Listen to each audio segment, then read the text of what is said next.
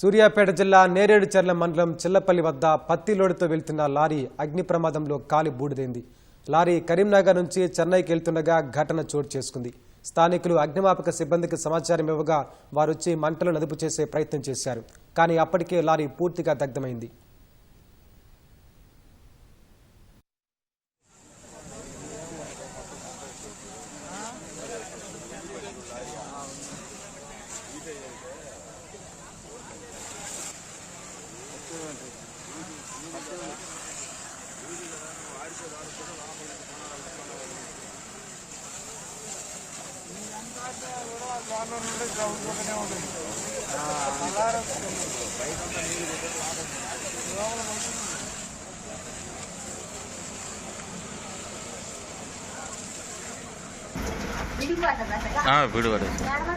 దాని మీద పడ్డది లేకుంటే ఈ వర్షానికి అదే